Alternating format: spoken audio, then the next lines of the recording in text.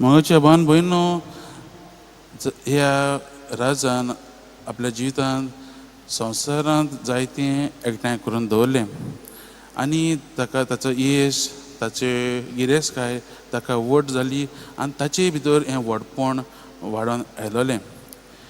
आयची वाचपां आमकां ह्या खोट्या ठेव्याचेर नदर घालूंक आमकां आपयता आनी चतूर रावंक आपयता.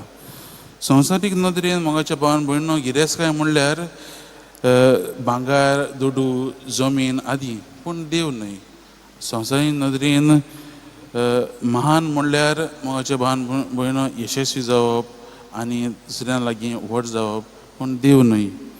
आयचो शुभ वर्तमान आमकां आपयता की आमकां दाखयता की आमी आमच्या जिवितांत खरे ठेवे कितें वा खरी गिरेस्तकाय कितें ती आमकां समजून घेवंक आमकां आपयता आनी आमचें जिवीत आमचें ध्यान मन खऱ्या ठेव्याचेर खऱ्या गिरेस्तकायेचेर आमी लावंक जाय आनी ताचेरच आदारून आमी आमचें जिवीत चलोवंक आमकां आपयता.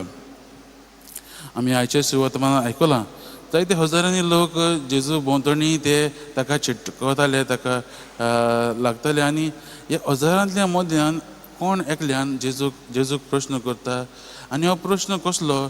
आपणाच्या भावाक सांग, आपणाक पडटा तो दायजाचो वांटो आपणाक दी म्हणून.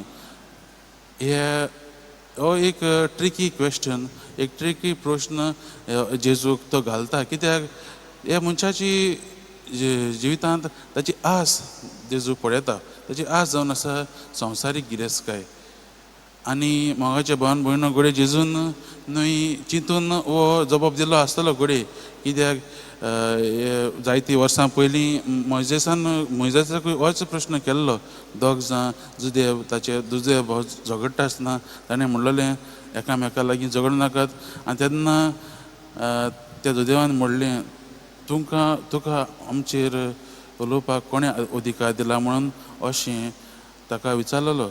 आनी हेंच चिंतून घोडये असलेच कंट्रोवर्सींत पडना जावच्याक जेजूय ताका म्हणटा इश्टा, तुजी न्याय नीत वो तुजें वांटप करप म्हाका कोणें नेमला काय म्हणून. आनी मोगाच्या भावन भयणो हेंच होच प्रश्न मनांत धरून जेजू आज तांकां एक बरी एक ओपारींतल्यान शिकवण दिता. आमकां सगल्यांक एक शिकवण दिता.